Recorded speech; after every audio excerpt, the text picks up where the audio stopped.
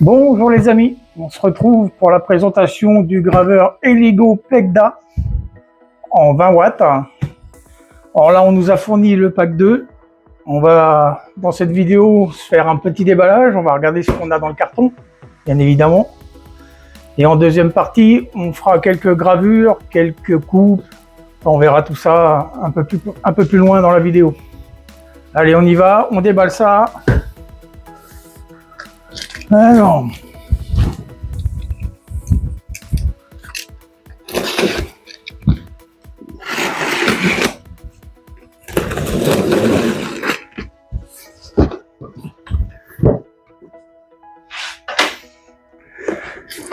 qu'est-ce qu'on retrouve dans ce petit carton?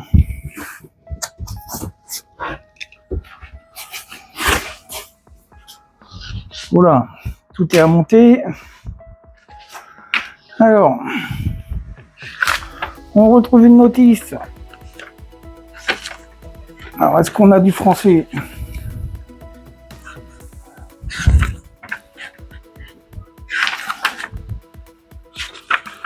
Bon, on regardera plus tard.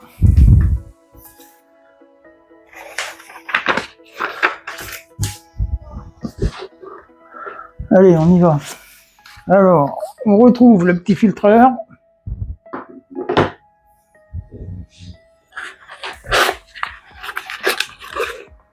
Ok. Alors, on retrouve 3 boîtes, 2 pieds pour rehausser la machine pour le Rotary, puisqu'elle est fournie avec le Rotary et le nid d'abeille. On retrouve le cordon d'alimentation, le transformateur plutôt. On retrouve, alors là, on a la visserie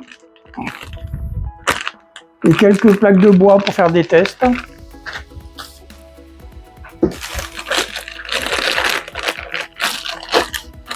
Ah. On retrouve notre fameuse tête 20 watts. Elle est belle, elle est jolie.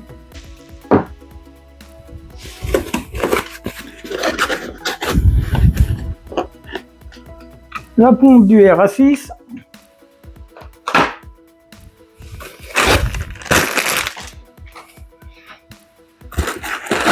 Alors, encore des câbles. Oula. Alors, on retrouve un axe.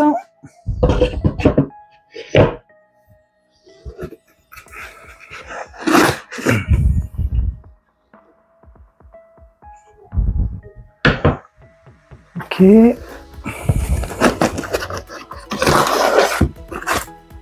Le cordon d'alimentation 220.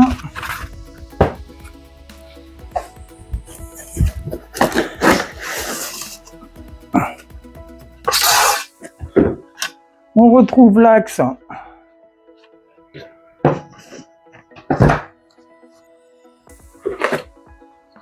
Une plaque de plexiglas.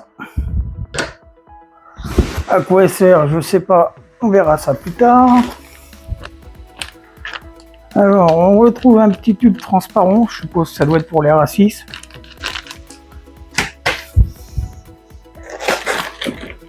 Des petites lunettes comme d'habitude avec son petit chiffon.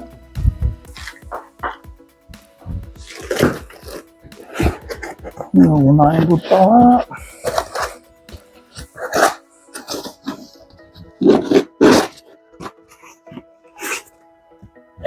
Encore une petite plaque de plexiglas.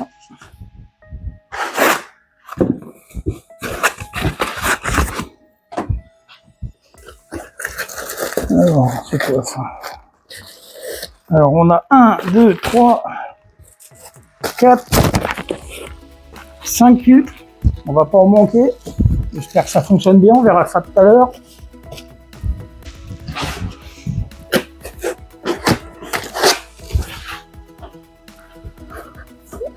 Alors, on retrouve une partie du châssis avec la carte mère. Il y a apparemment un petit écran sur le dessus. On va faire attention.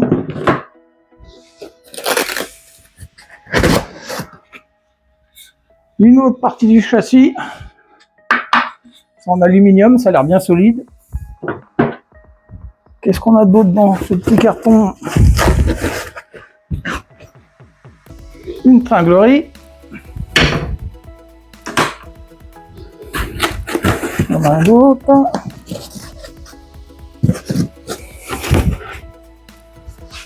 Alors.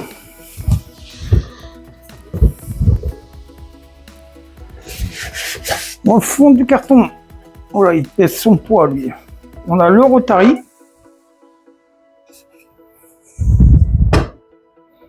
C'est tout beau, tout joli. On retrouve le nid d'abeille avec une petite plaque en alu pour protéger la table, c'est important. Est-ce qu'on a d'autres choses dans le carton? Apparemment non. Alors, voilà, on a fait le déballage, on va se faire le montage, on va faire tout ça en accéléré, sinon on va y passer là les heures, et on se retrouve tout de suite après le montage. Allez, à tout à l'heure.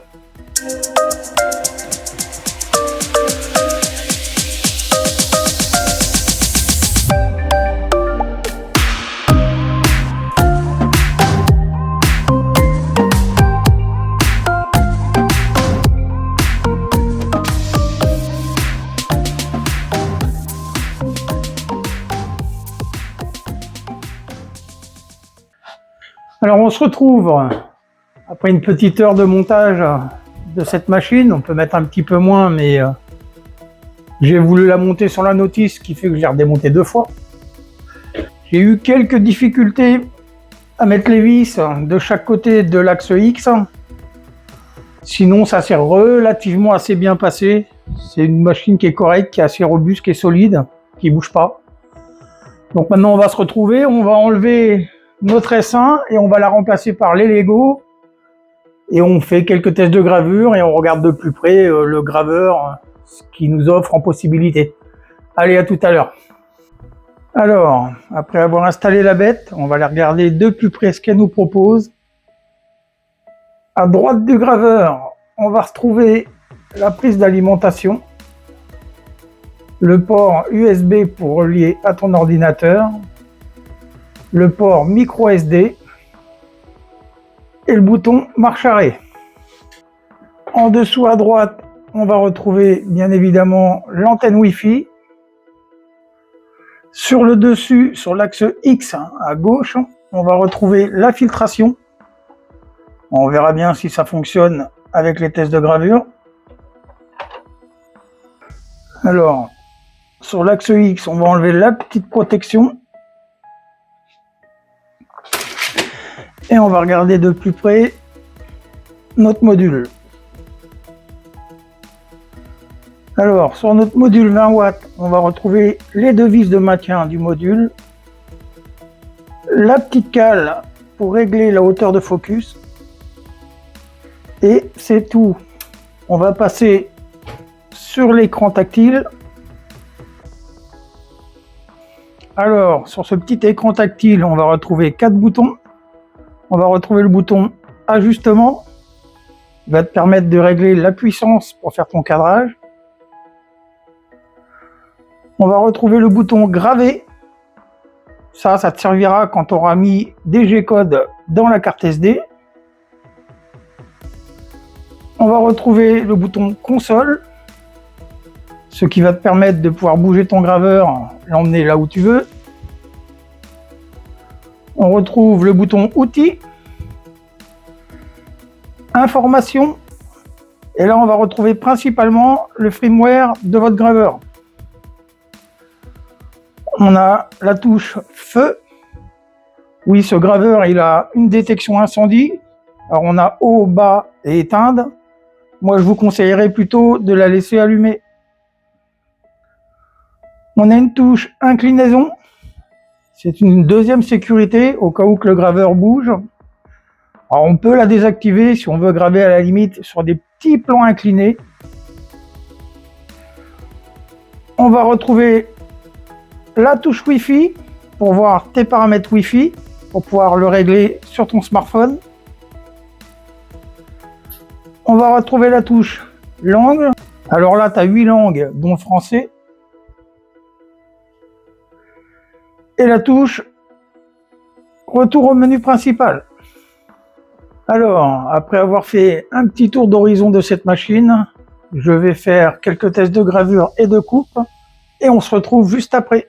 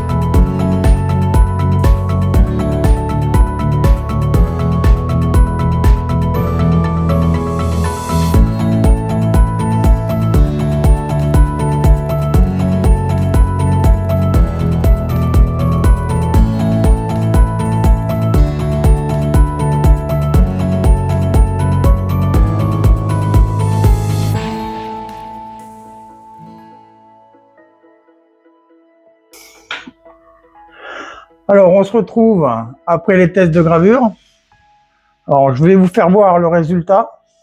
Bien évidemment, j'ai fait quelques grilles tests avant. Donc ça, c'est sur de la toile. Alors, sur la toile, j'ai obtenu un bon petit résultat, on va dire. Alors, ça demande encore à être peaufiné, mais c'est plutôt pas mal, on va dire.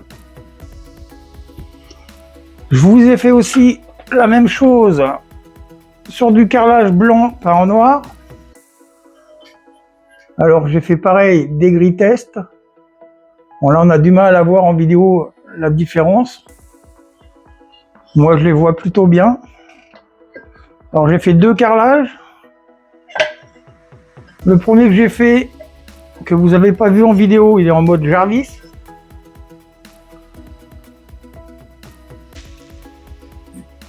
Alors, il est pas trop mal. Il y a mieux, mais il y a surtout pire. Le deuxième, il a été fait en mode Stucky. Tout ça sur l'iBurn. Alors, désolé pour les reflets qu'il peut y avoir. Voilà. Après ça, je vous ai fait aussi du bambou. Alors là, c'est un peu moyen. Mais le bambou reste ça reste assez difficile, on va dire. Assez difficile à graver. Mais bon, le résultat est là.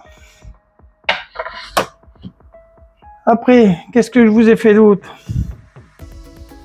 Je vous ai fait des sous-tasses en inox que j'ai peint en blanc et un que j'ai peint en noir. Alors celui que vous avez vu sur la vidéo, c'est celui qui a été peint en noir. Alors ça donne un aspect un peu doré, on va dire. C'est plutôt joli, ça change du noir. Et le deuxième que j'ai fait, que vous n'avez pas vu en vidéo, celui-là, je l'ai peint en blanc. Alors c'est beaucoup plus joli quand même.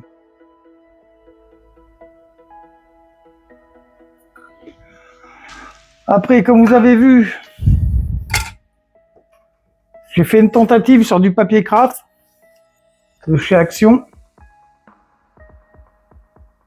Alors c'est pas mal, mais ça demande à être amélioré aussi.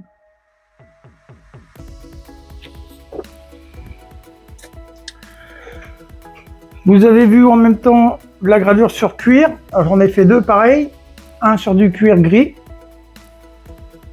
Ça donne un aspect doré, on va dire. Et j'en ai fait un deuxième sur du cuir marron.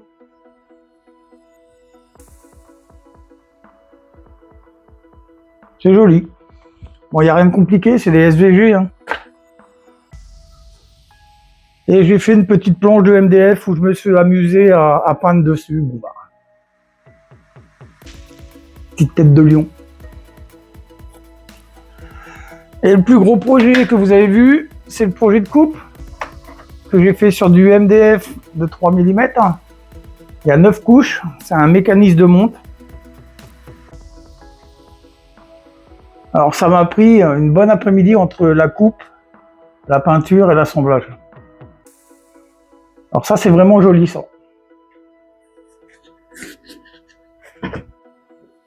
Alors on arrive à la fin et la petite conclusion de ce graveur Eligo Pegda 20 watts. Je dirais qu'au niveau de la filtration, ça fonctionne pour tout ce qui est petits projets, toile, carrelage. Ça va, ça passe. Après, pour tout ce qui est bois, découpe, ça sert à rien. L'extraction à l'extérieur, c'est beaucoup mieux. De la même chose, la protection orange qui est devant, ça protège surtout pas vos yeux. Mettez vos lunettes. À part pour canaliser la fumée jusqu'au filtreur, je ne vois pas à quoi elle sert d'autre. Sinon, dans l'ensemble, ça reste un très bon graveur. Bien évidemment, il y a encore des recherches à faire, à approfondir pour avoir une qualité de gravure meilleure. Mais bon, voilà, c'est comme ça, c'est une bonne machine, on va dire. Surtout, n'oubliez pas de vous abonner, un petit pouce. Vous retrouverez en description, si vous voulez acheter ce graveur, tout ça en bas. Et aussi, petite info, ce graveur Pegda sera à gagner pour le concours du mois de novembre. Je vous remercie, bye bye, allez à plus.